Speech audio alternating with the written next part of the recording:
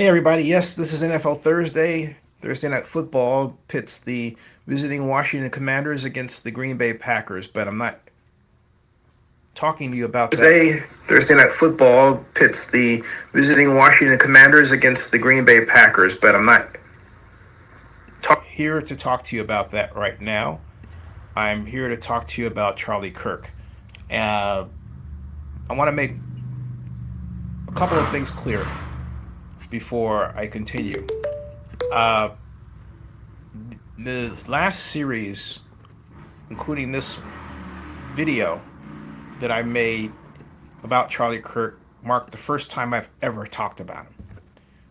I have, if I've done anything, made a tweet in response to something he wrote, and I can count the number of times I've done that on one hand, like maybe 3 times. That's it.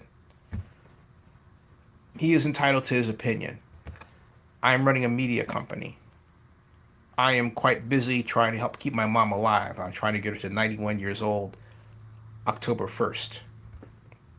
He is roughly half my age, although there are a number of people who believe that I, well, act about his age, which I take as a compliment. Now, on occasion.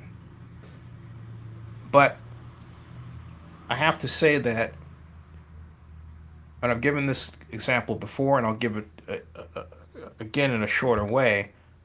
Everybody is entitled to their opinion or say. As stupid as it may be, as upsetting as it may be, they're going to say it, let them say it. I would rather them say it than go bonkers in their head and do something vile. Okay? Plus, if you know who you are, and I learned this a long, long time ago when I was little, it goes like this. Sticks and stones may break my bones, but words will never hurt me. Okay? Sticks and stones may break my bones, but words will never hurt me. Somewhere along the path of growing up and evolving, if you want to call it that, we have parents who didn't tell their kids the sticks and stones saying. I learned that when I was little. Sticks and stones may break my bones, but words will never hurt me. Okay? Now, I personally believe that's not true for those people who want to cover up the Epstein issue. Because in those cases, yeah, sticks and stones may break their bones and will, but words could ignite a lawsuit that winds them up in jail. All right? And so how else to think about this that happened with Megyn Kelly and Charlie Kirk? This occurred only 2 days before Mr. Kirk was harmed. Just 2 days. Let's go back and listen to what was said. I think the DOJ should immediately move to unseal all the Epstein documents in the Southern District of New York. Yeah. Everything. Everything except child sexual assault material. I think every file should be released to the public the same way as the JFK files. Let the American people decide. Put them out there, because if there's nothing in there, then we can see there's nothing in there. Now, I think. Right. And again, that was just 2 days ago, folks. Okay? That was just 2 days ago. Just 2 days ago. That's it. And it's not the first time that Charlie Kirk publicly called for the Trump administration to ride herd on the release of the Epstein Files. He did it many times earlier in the year, starting in January. The cacophony calling for what Charlie Kirk was asking for became so great that reportedly in June, President Trump contacted Charlie Kirk and basically, and I'm paraphrasing, asked him to tone it down. And so the next day after this, reportedly, Kirk said, hey, time to move on. And then just a few days later, he decided, in fact, the next day after that, he decided, well, it's not time to move on. I better keep talking about this. Now, How many actions have we been aware of that others have called out as trying to cover up and stop discussion regarding the Epstein files? How many things has the president done? How many? And also people in Congress who went along with him, like the speaker, the great speaker, Mike Johnson. I say that because anybody who, I don't care what your politics are, the fact of the matter is that anybody who rises to that level deserves the tag of great, period. Because, hey, look, you did a fantastic job of rising to the top of the leadership.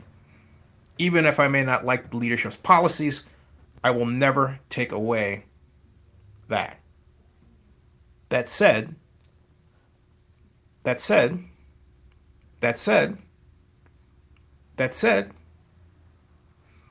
number have been out there,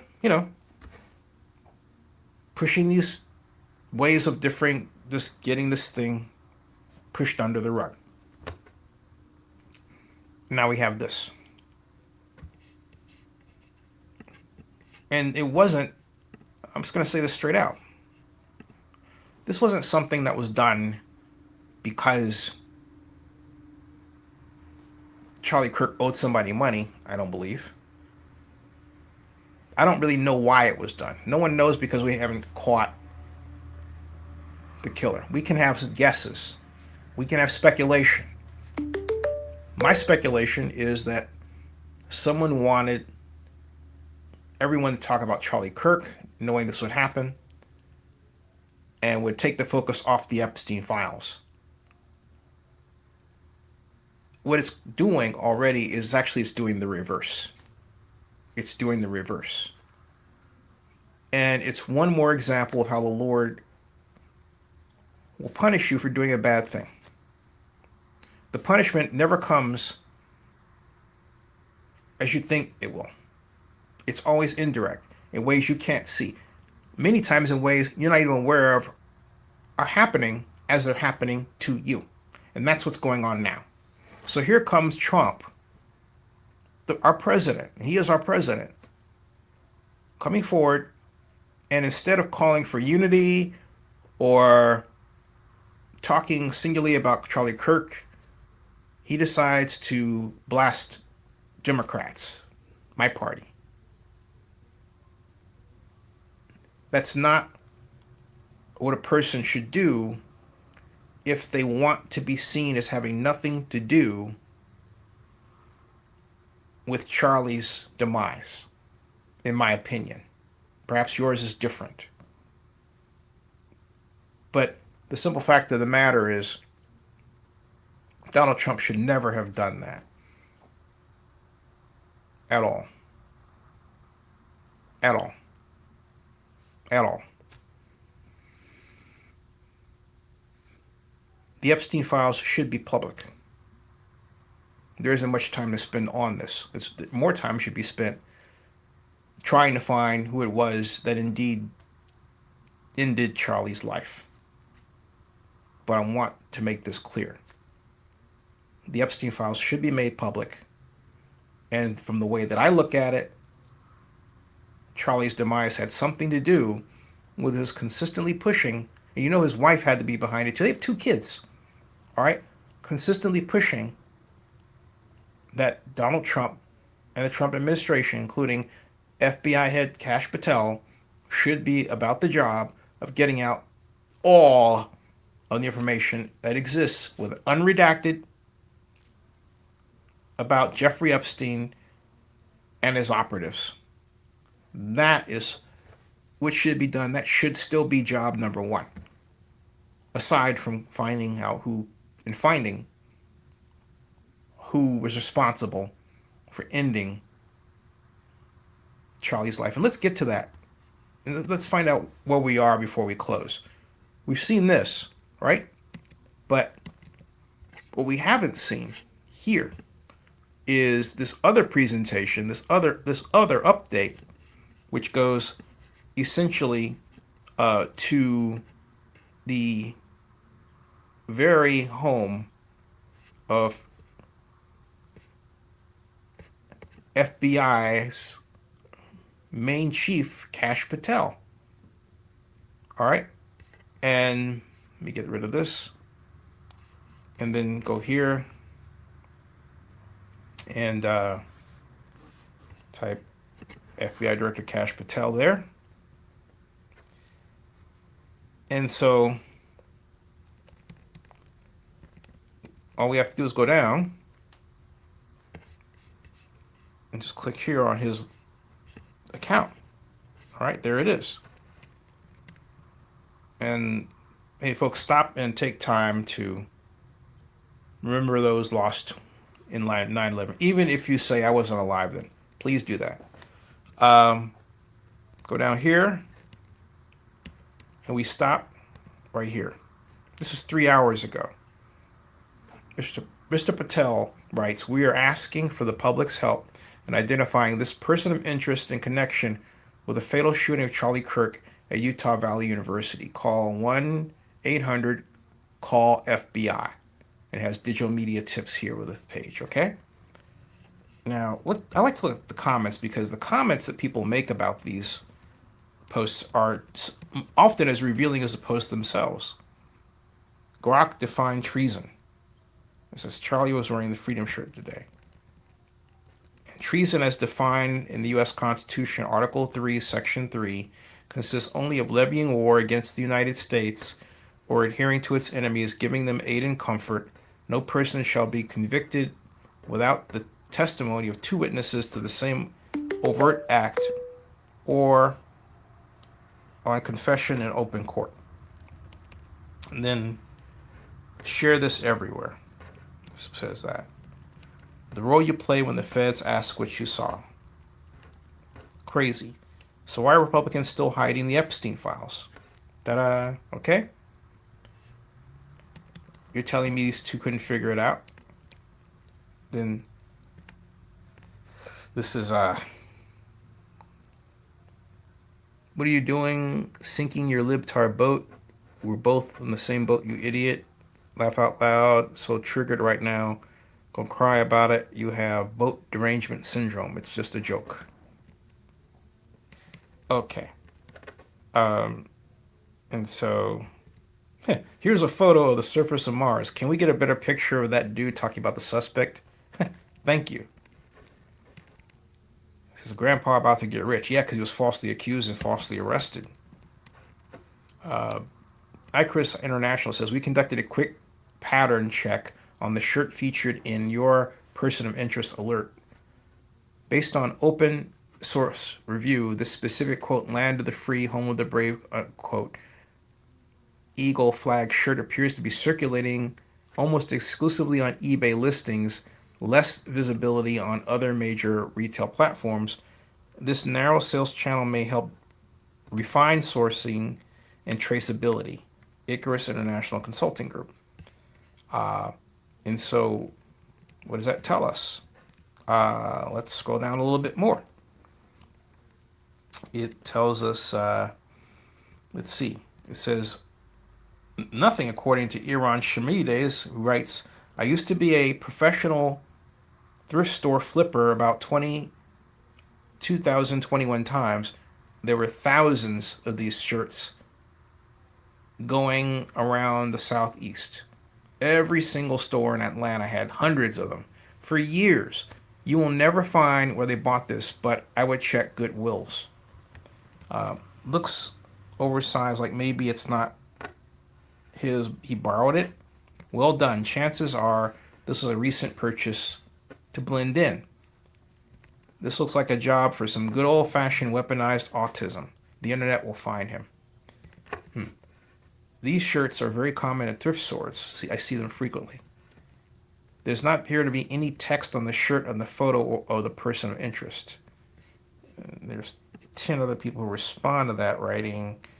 There appears to be text. It's hard to see clearly the resolution, but I do think you can make out the F at the top of the image.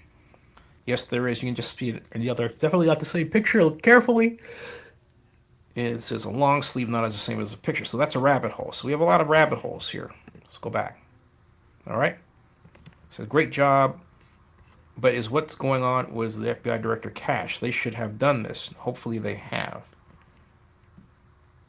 And it goes on. Godspeed, good luck. And then it says nope. Very hard to define or figure out who this fellow is. Very, very almost Charlie Brownish face. In other words, could be anybody. Could be played by anybody. All possible help to identify and nail down Charlie Kirk's assassin would be helpful. His t-shirt logo, purchase store receipts would grow. My question is, how does anyone know this is the guy? Where was this taken? All right. And where was this taken for anybody to believe this person specifically was that person? That's my question. Okay. It says, I did a quick search on eBay, this person writes, for sold things. Shockingly, 28 identical shirts sold today. There's some sick blanks out there buying this shirt. There were no sales of the t-shirt on eBay before today. It's a distraction so he could fit in. These animals don't believe in freedom. Yeah, I think this is a distraction. I don't think there's anything to be gained in terms of trying to find a message behind the shirt. I think the shirt was purely done to be part of the crowd, but that lends credence to the possibility that this guy might have been just a random guy that Unknown caller. walked around. I'm not gonna get that. I'll let that go. So anyway, I'll let that one go. So at any rate, we've got, it's not a fan calling, okay? And then, yeah, I don't see where this is at all applicable. Do you? Does anybody? I don't. Okay. Chinese phone with a fake camera. In time of camera, you can scan vehicles, no plates, and find them with a precision. Find them. Sharing this pic is an insult to the American Police Department, and the world knows it's corrupt politics who are behind it. And it has a picture of the usual suspects here. You told America on live TV you had clear images. Thanks. Yeah, they did say that. And that I'm not going to pay attention to that. I mean, look, Charlie Kirk did some things that were not cool, but Charlie Kirk is in heaven. He believed in the Lord Jesus Christ. He understood that Christ died to protect us from our sins. I'm not going to waste my time going over his sins. They were sinful. If you couldn't say that while he was alive, don't bother saying it when the man is, in our rearview mirror. That's not right. As far as I'm concerned, it's just not right. At all. So, let's see here. Looks like he's signaling something, this person would say. Looks very white to me, they're saying. Okay, fine. It says it right there on his shirt, MAGA. So, all right. This is, maybe check out this individual, see if there's any connection between him, her, and Sky Valdez. So clearly, just by looking at this, folks, I mean, I think it's quite clear that really, okay, they've got, let me change my audio here. It should be quite clear they've got nothing. And, I mean, still nothing. Because Patel himself, after posting the photo of this gentleman, okay, then put out a new tweet up here that was 4 hours ago, and this is 3 hours ago. The FBI is offering a reward of up to $100,000 for information leading to the identification and arrest of the individuals responsible for the murder of Charlie Kirk on September 10th, 2025 at Utah Valley University in Orem, Utah. contact 1-800-CALL-FBI and submit photos and video to fbi.gov/Utah Valley shooting. Okay? And that's it. They don't have anything. All right? They don't have a thing at all.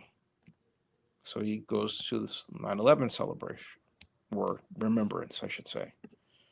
But the bottom line is that the FBI has nothing.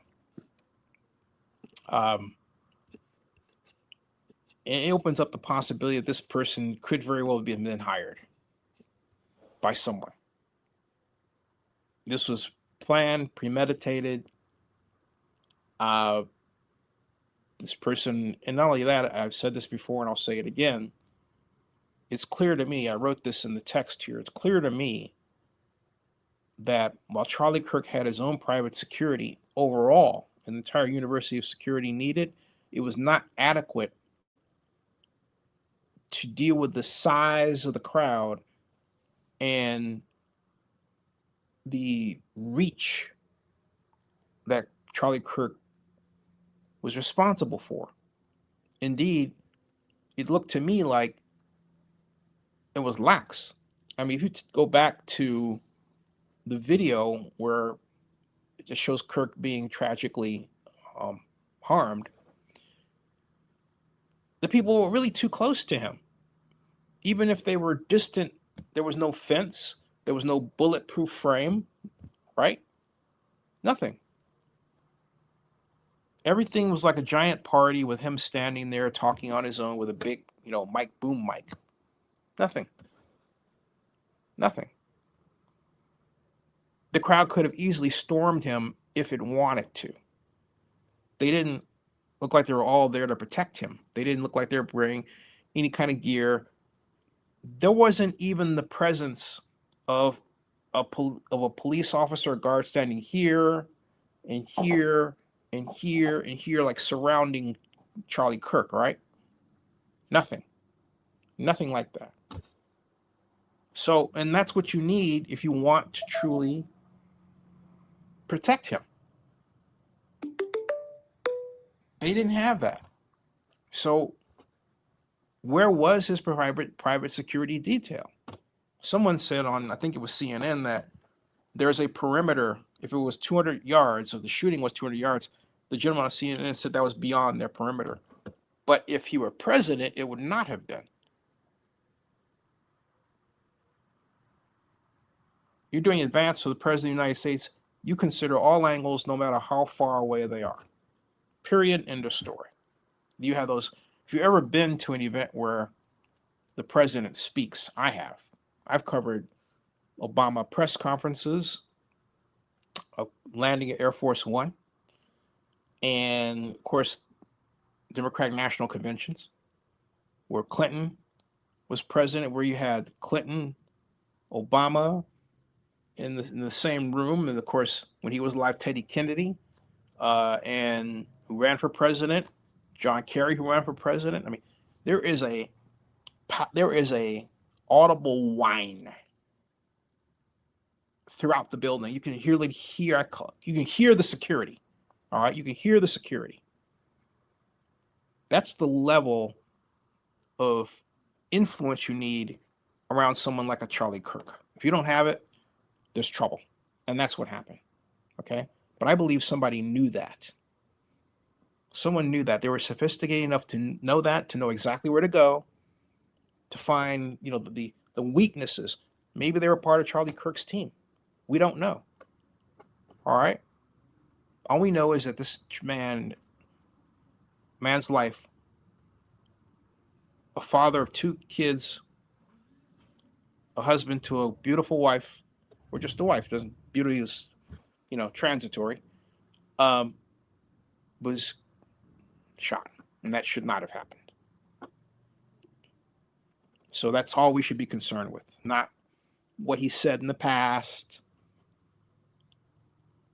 Remember, sticks and stones may break my bones, but words will never hurt me.